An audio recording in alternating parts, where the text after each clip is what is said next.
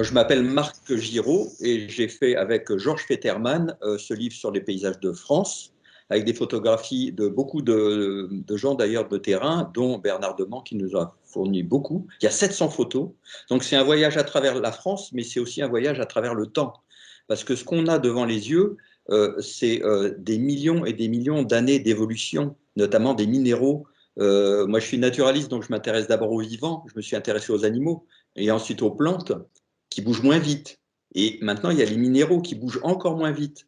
Mais si on faisait un grand accéléré de ce qui s'est passé dans nos paysages, on verrait des mers arriver avec des animaux inconnus, se retirer, on verrait le sol qui se plisse comme un vieux tapis, on verrait des volcans cracher des rochers énormes, on verrait des tas de choses. Et là, ce qu'on a devant les yeux, c'est ces minéraux qui se sont figés devant nous, qui sont comme figés parce qu'ils vont tellement lentement qu'on ne les voit pas bouger. Et il y a toute une histoire qui raconte nos paysages. Donc il y a l'histoire des minéraux. Ces minéraux ont entraîné un certain sol qui va favoriser certaines plantes. Ces plantes vont favoriser certains animaux. Donc déjà toute la faune, tout ça, ça dépend. En terrain calcaire, par exemple, on verra des escargots qui ont besoin d'une coquille très solide qu'on ne verra pas dans un terrain granitique. Enfin, il y a plein de conséquences des minéraux. Euh, et il y a aussi évidemment l'histoire des humains, de l'agriculture. L'agriculture ne sera pas la même en montagne ou en terrain salé au bord de la mer, évidemment. Et il y a toute l'histoire des animaux domestiques, notamment les races. Il y a toute une généalogie des races bovines qu'on appelle les rameaux bovins, qui est absolument passionnante. Donc il y a tout ça dans ce livre. Ça part des minéraux et ça nous raconte tout le reste. Donc, moi, je suis naturaliste, donc je me suis occupé de la partie vivante du livre, si on peut dire. Et Georges Fetterman, lui, qui est un agrégé de sciences, a beaucoup apporté sur la géologie, qu'il connaît bien mieux que moi, donc de la roche et des minéraux. Il m'a appris beaucoup de choses. Et ça a été un plaisir d'ailleurs de confronter nos connaissances pour les lier. Donc, il y a plein de roches différentes, évidemment, devant nos yeux.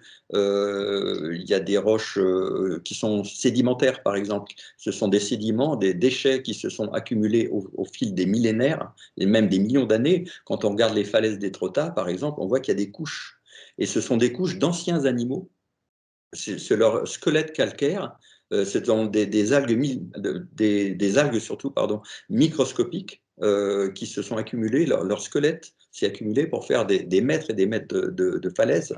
Et on voit aussi sur les falaises d'Étretat, on voit des couches qui sont des boules noires, ça fait du silex. Et ça, ce sont des éponges, alors là, du coup, des animaux, qui se sont aussi accumulés au fil des siècles. Donc on voit l'histoire qui se lit devant le paysage. Quand on voit des falaises, on imagine que c'est que du minéral, et en fait, c'est de l'ancien animal.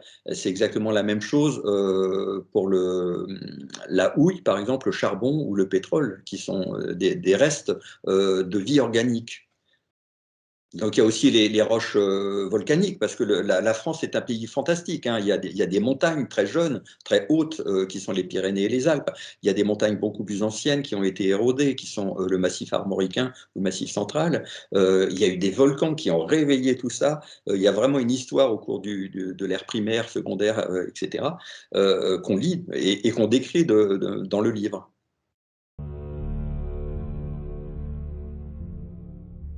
On parle souvent du cycle chez les êtres vivants, hein, les cycles de nourriture, etc., d'échange, et il y a aussi des espèces de cycles de mouvement perpétuels aussi avec les roches. Par exemple, le sable qu'on voit sur la Loire, puis sur nos plages, en fait, c'est de la poudre de montagne. On croit souvent que le sable vient de la mer, mais pas du tout. C'est simplement que tant qu'on a pied, on voit du sable. Donc on imagine que la mer entière, c'est du sable, mais pas du tout. Il n'y en a que sur le littoral.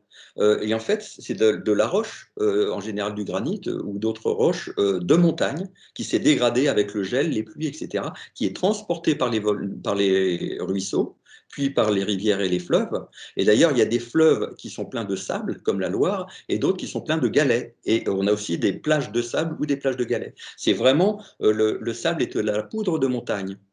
Et le cycle, c'est que cette poudre de montagne, le sable, il se reconglomère au fur et à mesure des millénaires et il fait du grès. Donc on a aussi au Cap Fréhel et ailleurs des falaises de grès qui sont de l'ancien sable, qui est lui-même de l'ancienne montagne. Donc il y a vraiment un cycle, aussi avec les minéraux.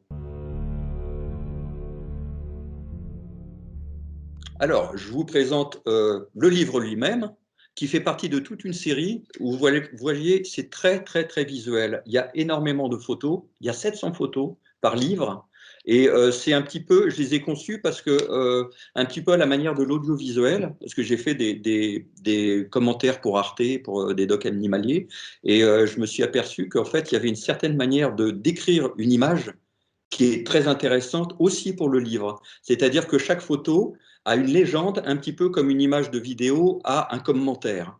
Donc la suite logique, finalement, c'est comme une balade. On se balade, il y a une unité visuelle en général, on se balade dans le même là on est en Auvergne, je crois, dans le même endroit, et il y a des zooms et des explications très très succinctes, mais avec des informations toujours très très précises sur ce qu'on voit.